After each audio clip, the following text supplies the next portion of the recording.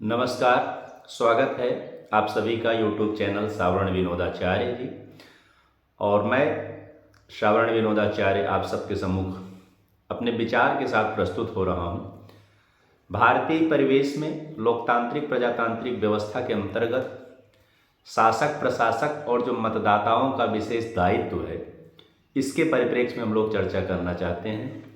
और विषय यहाँ पर यह है कि क्या मतदाता वर्ग में जो संवैधानिक रूप से एक जातिवादी व्यवस्था संवैधानिक परिप्रेक्ष्य में जो फलीभूत हो रही है, पोषित हो रही है, उसके परिप्रेक्ष्य में प्रजातंत्र का कोई अस्तित्व है, इसका कोई खास प्रभाव है या नहीं है, इस विषय में हम लोग चर्चा करते हैं। आज भारतीय प्रजातांत्रिक व्यवस्था में संवैधानिक रूप से 4 प्रकार के वर्ण यहाँ पर निर्धारित किए गए हैं, जिसका बेसिक कॉन्सेप्ट मैं मान सकता हूँ कि प्राचीन व्यवस्था का हो सकता है, लेकिन उद्देश्य यहाँ पर उसका पूर्ण रूप से दूषित और पक्षपातपूर्ण है। जैसे सामान्य वर्ग, पिछड़ा वर्ग, दलित वर्ग, अति पिछड़ा वर्ग, ऐसे करके 4 प्रकार के वर्ण हैं। और जो हमारी वैदिक परंपरा आदि में ब्राह्मण, क्षत्रिय, वैश्य और शूद्र का कॉन्सेप्ट आता है, वो सब उनके कार्मिक और उत्पत्ति के अनुसार हैं। और यहाँ पर न तो उस कार्मिक व्यवस्था को न तो उत्पत्ति की व्यवस्था को ही फलीभूत किया जा रहा है। इसमें केवल एक मात्र है, कोई भी व्यक्ति उस समुदाय में अपने को सम्मिलित करके भारतीय व्यवस्था के अर्थशास्त्र को पूर्ण रूप से ध्वस्त करने का एक उपक्रम है भारतीय संविधान में। अब लोकसभा चुनाव यहाँ पर उपस्थित है, लगभग 1 से 2 महीने में, अप्रैल या मई तक, जैसा भी इन लोगों की व्यवस्था हो, निश्चित रूप से कंडक्ट किया जाएगा। उसमें अब यहीं से षड्यंत्र चालू हो जाएगा। एक तरफ संविधान पीठ, भारतीय संविधान या प्रतिष्ठित सरकारें ये कहती हैं कि सबका साथ सबका विकास, सभी बराबर हैं, किसी प्रकार का भेदभाव नहीं होना चाहिए पब्लिक में। और वहीं दूसरी तरफ संविधान उनको सर्टिफिकेट निर्गत करता है, अर्थात भारतीय संवैधानिक व्यवस्था के अंतर्गत व्यक्ति को कैटेगराइज किया जाता है कि कौन सामान्य है, कौन दलित है और कौन पिछड़ा है, कौन अति पिछड़ा है, इस प्रकार की व्यवस्था में। और उनके इस होने के मानक में किसी प्रकार का कोई एक मानक नहीं बनाया गया है कि हाँ, इस व्यक्ति को हम दलित कहेंगे, इसको पिछड़ा कहेंगे, इसको अति पिछड़ा कहेंगे। मतलब उनके इस सर्टिफिकेशन का क्या कॉन्सेप्ट है, कुछ भी क्लियर नहीं है। और रही बात, जब प्रजातांत्रिक व्यवस्था है तो निश्चित रूप से मतदाताओं के मत की संख्या का सबसे महत्वपूर्ण स्थान है। जिसका जितना मत, उसकी उतनी भागीदारी वहाँ पर उसके प्रतिनिधि के रूप में पहुँचेगी और वो जैसा चाहेगा वैसे संविधान में परिवर्तन करेगा, जैसी अपनी मर्जी से अपना शासन करेगा, क्योंकि प्रतिनिधि ही वहाँ पर सब जाके करना है, सांसद या विधायक के रूप में राज्यसभा में पहुँच करके प्रतिष्ठित होकर के। अब यहाँ पर समस्या ये फंसती है कि जो प्रकृति बनी है, पूरा इन्वायरमेंट बना हुआ है, पृथ्वी है, और पंचतत्वीय व्यवस्था में जीवों का पोषण सृजन से लेकर के, पालन से लेकर के और विलयन तक होता है, अर्थात नष्ट तक होना, उसकी एक अनुक्रम में चलता रहता है। तो प्रकृति ने तो कहीं ऐसी व्यवस्था नहीं बनाई है कि जीव मात्र को जो पंचतात्विक क्षितिज, जल, पावक, गगन और शरीर का कॉन्सेप्ट है, उसके उपभोग में किसी प्रकार का कोई भेदभाव किया गया हो। जो जिस नेचर में उत्पन्न होता है उसको अपनी योग्यता और कैपेबिलिटी के अनुसार उसके भोग करने की पूर्ण स्वतंत्रता प्रदान की गई है, किसी भी प्रकार का किसी के शोषण करें। और एक दूसरा सिद्धांत है कि प्रकृति हमेशा सर्वोत्कृष्ट का चयन करती है। चाहे गर्भाधान से आप उस चीज़ की चर्चा कर लें कि जब स्खलन करता है फिर, तो उसमें जो शुक्राणु सबसे ज़्यादा स्ट्रांग और पावरफुल होता है, वही जाकर के अंडे पे निषेचित होकर के गर्भ का निर्माण करता है। वहाँ पर किसी भी प्रकार का कोई भेदभाव नहीं होता है कि आरक्षण की जैसी वहाँ पर व्यवस्था हो जाए कि हाँ, इसको वहाँ पर कर दें। यदि वो कृत्रिम रूप से किया भी जा रहा है तो वहाँ भी सर्वश्रेष्ठ का ही चयन करते हैं और उसको बाहर करके वहाँ पे पुनः स्थापित कर देते हैं। बहरहाल वो दूसरा विषय है। आज का विषय यह है कि जब हमारे चुनाव नज़दीक आते हैं तब इन लोगों को जातिगत व्यवस्था जो संविधान में बनाई गई है उसके अनुरूप पूरा कार्य करते हैं, अर्थात टिकट के बंटवारे से लेकर के जहाँ टिकट किस जाति का है, कौन कौन सी वोटों को मिलाना है, उस हिसाब से प्रतिनिधि तैयार किए जाते हैं।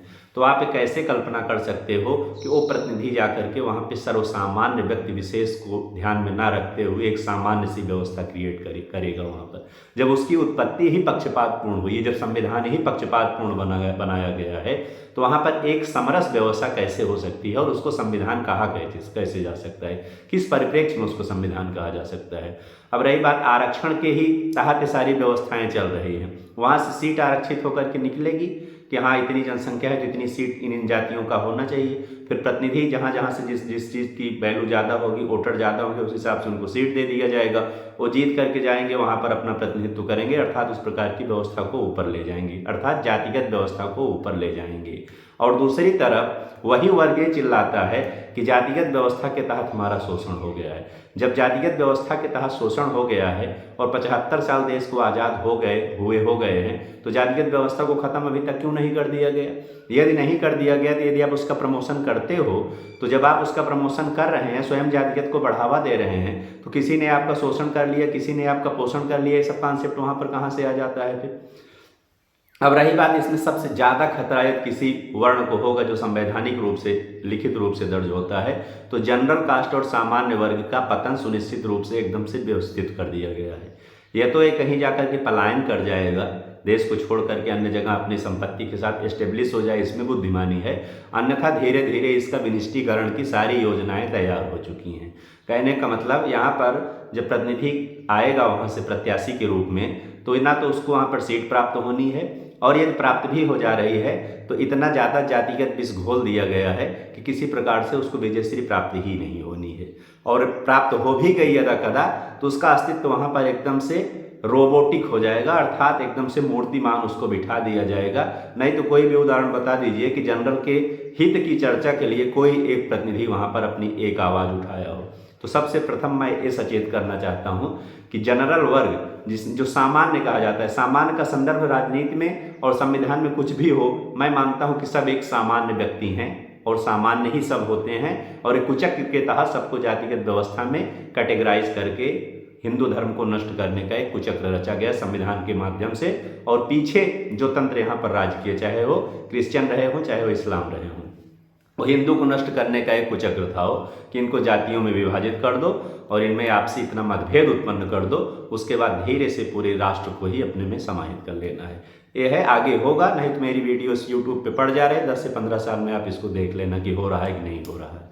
अब रही बात कि प्रतिनिधि के रूप में जब वो आ जाएगा तो प्रतिनिधि क्या है, जीत ही नहीं पाएगा, वहाँ से उसको नष्ट कर दिया गया। और अब बात आती है राष्ट्र की, जब तो राष्ट्र के सुरक्षा की जिम्मेदारी किसको है? जनरल वर्ग को। वो अपनी संख्या कम करे, वो अपना त्याग करे, वो संसाधन को संजो के रखे, प्रकृति को संजो के रखे, और जब खाने की बारी आएगी, जब फल तैयार हो जाएगा, तो आरक्षित वर्ग लिए कटोरा खड़ा हो जाएगा फर्स्ट क्लास कि इसमें तो मेरी इतना % हमारी जनसंख्या है तो हमारा इतना भाग बनता है। भाग बनाने में उसने क्या किया, इसका कोई मतलब नहीं है। भाग बन गया, फल तैयार हो गया, तो इतना फल मेरा है, बस बात खत्म हो गई। यहाँ पर देख, ऐसी चर्चाएं आ रही हैं कि सीट में या किसी भी कार्य में इतना % आरक्षण होना चाहिए जितनी उनकी जातिगत व्यवस्था है। तो ऐसी कोई व्यवस्था भी बना दिया जाए कि जितनी जनसंख्या है उतनी सबको नौकरी ही दे दिया जाए, फ्री में बैठ के सब माल खाते पड़े रहें आराम से, कोई ज़रूरत ही न पड़े, किसी कुछ करना ही न पड़े। तो ये सारी व्यवस्थाएं अभी चल रही हैं। जनरल वर्ग विशेष रूप से सचेत नहीं हुआ। यदि 2024 का चुनाव होने चल रहा है लोकसभा का, और 2029 के चुनाव के पहले 2024 में यदि कर लिया तब तो वाह वाह, बहुत अच्छा है, हो सकता है कुछ अस्तित्व इसका कुछ दिन के लिए कायम रह जाए। अन्यथा 2029 के पहुँचते पहुँचते जनरल कास्ट की वो स्थिति हो जाने वाली है कि इनको जनरल सीट पे भी टिकट नहीं दिया जाएगा, क्योंकि इनके पास वो जातिगत व्यवस्था की संख्या ही नहीं रह जाएगी जिससे चुनाव में प्रत्याशी के रूप में जीत पाएं। रही बात शिक्षा व्यवस्था, अपनी योग्यता के दम पे कुछ कर पाएंगे, तो यही चर्चा आगे चल के वहाँ पहुँच जाएगी कि जितनी जिसकी भागीदारी उतनी उसकी हिस्सेदारी, अर्थात हम 100 में 90 पहुँच गए हैं तो हमें 90% आरक्षण चाहिए, आप 10 में अपनी योग्यता को लिए वहीं सिमटे पड़े रहिए। अर्थात सारे डपोर शंखों को ऊपर बिठा दिया जाएगा, जो हाईएस्ट इंटेलेक्चुअल पावर हो नीचे बैठ के ताली बजाता आराम से जीवन यापन करता रहे। ये है भारतीय परिवेश, भारतीय व्यवस्था, लोकतांत्रिक व्यवस्था, जहाँ पे कहा जाता है कि प्रजा मात्र का एक, सबका समान अधिकार है। कहाँ पे समान अधिकार है किसी का भाई? जो कुछ नहीं करना जानता है, जो जिस काम की योग्यता धारण करता है उसको करना ही नहीं दिया जाएगा। कौन से समान अधिकार की यहाँ पर चर्चा हो रही है? तो अंतिम रूप से मैं ये कहना चाहता हूँ कि यदि सामान्य वर्ग, जिसको कथित सामान्य वर्ग संविधान में कहा जाता है, अपने हितों के एजेंडे के रूप में यदि एक पार्टी का विकास करके और अपनी संख्या को बैलेंस में नहीं रख पाया, तो इन्हीं 5 साल के बाद इस सामान्य वर्ग की वही स्थिति हो जाने वाली है कि मान के चलिए कि जितना इसने बलिदान दिया है ना, उस बलिदान के बदले उसके सिर पे उतने ही जूते पड़ने वाले हैं। चाहे जो भी पार्टी आ रही है, हर पार्टी केवल जात किसकी ज़्यादा है उस पर फोकस कर रही है। अभी वर्तमान सत्ताधारी पार्टी के लिए मैं चर्चा कर दूं तो अभी तक वो दलित और बैकवर्ड के पीछे घूमना शुरू कर दी है, और यही दलित बैकवर्ड पीछे होते होते है जब मुस्लिम वोटर ज़्यादा बढ़ जाएगा, परसेंटेज में 35 या 40 के नियर अबाउट जो पहुंच जाएगा, तो यही पार्टियां मुस्लिम की पक्षधर हो जाएंगी। सारी पार्टी, मैं किसी एक विशेष को नहीं कह रहा हूँ, हर लोकतांत्रिक पार्टी ये चाहती है कि जिसकी परसेंटेज संख्या में ज़्यादा है उसी की चर्चा करना, उसी की बातें करना, उसी के हित की चर्चा करना, यहाँ से लेकर के सदन तक। तो यहाँ पर मुख्य विषय क्या फंसता है? आपको जनसंख्या नियंत्रण के माध्यम से रोका गया, आप बहुत इंटेलेक्चुअल थे, आपने जनसंख्या को अपने ड्रॉप कर लिया, क्या हुआ? देश का हित हो गया? कौन सा देश सुरक्षित हो गया? किस मामले में आगे बढ़ गया? विश्व की कौन सी शक्ति बन गया? 2-2 लाख करोड़ के कर्जे में चल रहा है, प्राकृतिक व्यवस्था पूरी नष्ट हो चुकी है, और देश का आप दायित्व लिए बोझट हो रहे हो।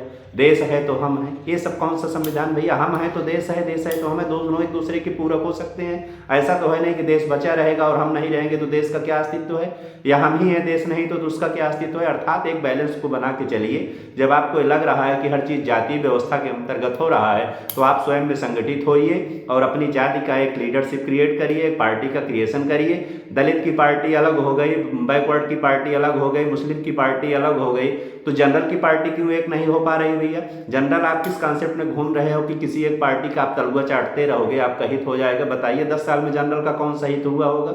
किसी भी मामले में, चाहे नौकरी से लेकर के धंधा व्यवसाय प्रॉपर्टी से लेकर के, किस चीज़ का हित कर दिया गया जनरलों के लिए? तो आप लोग एकदम से सतर्क हो जाइए, और संभव हो सके तो बड़े बड़े नेता मंत्री जो टहल रहे हैं, घूम रहे हैं, खास करके जनरल वर्ग से बिलोंग करते हैं, तलवा छाटने की प्रवृत्ति को छोड़ दें, अपनी पार्टी बनाएं, जितनी भी सीट इनको प्राप्त हो जाए उस सीट के अनुसार एजेंडे के तहत तो समर्थन करें।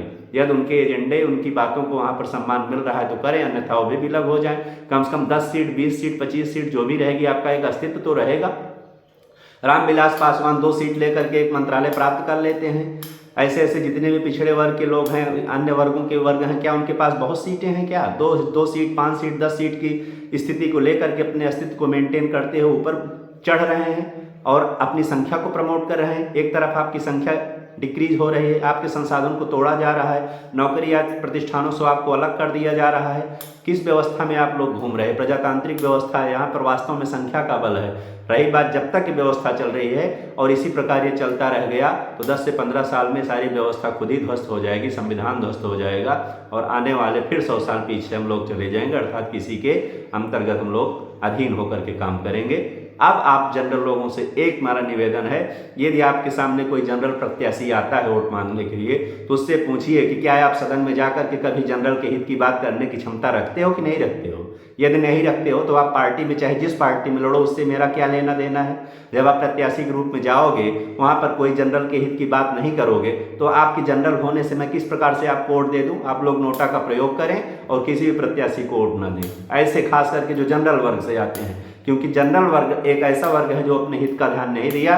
देश के आज़ाद होने से लेकर प्रजातांत्रिक व्यवस्था में चलते चलते आज 75 साल व्यतीत हो गए हैं। अंत में देखा जाए, एक उसका कंक्लूजन निकाला जाए तो सर्वाधिक पतन किसका हुआ है? जनरल वर्ग का पतन हुआ है। सर्वाधिक पतन यदि किसी का हुआ है देश के आज़ाद होने के बाद, जनरल वर्ग का हुआ है। क्यों? क्योंकि संविधान और प्रजातंत्र इसी व्यवस्था को प्रमोट करने पे लगा हुआ है, और वो बहुत पीछे से उसका सपोर्ट है, वैश्विक सपोर्ट उसको कहते हैं कि जनरल को नष्ट करो और भारत को अपने कब्जे में लो।